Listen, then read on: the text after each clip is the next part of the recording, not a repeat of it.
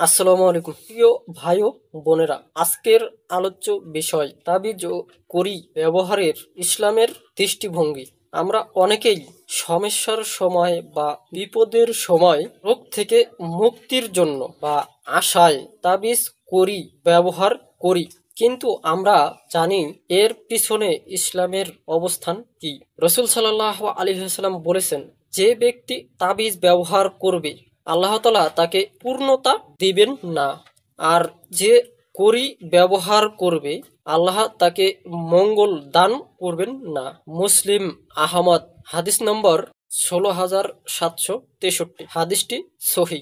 এই হাদিসটি আমাদের চোখ খুলে দেয়। তাবিজ বা কড়ি ব্যবহার কি শুধু এটা সাধারণ ব্যাপার না, এটা আসলে আকীদার দুর্বলতা। এটা আসলে বোঝায় মানুষ আল্লাহর বদলে অন্য কিছুকে ভরসা করে। হাদিসের ব্যাখ্যা: আল্লাহ তাআলা তাকে পূর্ণতা দিবেন না অর্থ সে তার জীবনে পূর্ণতা, সফল বা বরকত, নিরাপত্তা কিছুই পাবে না, কারণ সে আল্লাহর বদলে এক টুকরো কাগজ, চামড়া বা পাথরের ওপর ভরসা করেছে।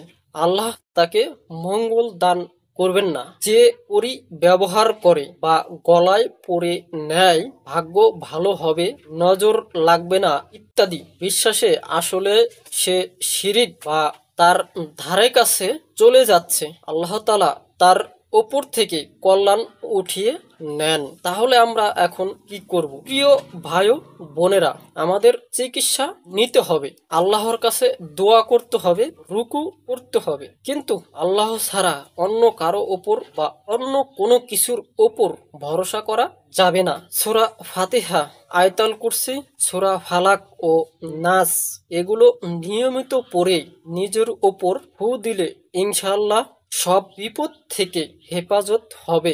উদাহরণ: এক মা তার সন্তানের গলায় কালো সুতো পরিয়ে দেয়, বলে বাচ্চার চোখ লাগবে না, অথচ সেই সুতোর কোনো ক্ষমতা নেই বা কোনো শক্তি নেই।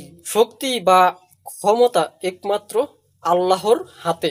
আমাদের উচিত আল্লাহর উপর বিশ্বাস নিয়ে আমল করা। শেষ কথা বা অনুরোধ: আসুন আমরা তাবিজ, কবজ ও কড়ির মতো শিরিক কাজ থেকে নিজেকে ও পরিবার পরিজনকে মুক্ত রাখি। আল্লাহর উপর পরিপূর্ণ ভরসা রাখি, কারণ আল্লাহই আমাদের জন্য যথেষ্ট। তিনি আমাদের কাজের তত্ত্বাবধায়ক। চ্যানেলটি সাবস্ক্রাইব করে সত্যের পথে থাকুন, ইসলাম জানুন, জীবন গড়ুন। সবাই ভালো থাকবেন, সুস্থ থাকবেন। আল্লাহ হাফেজ।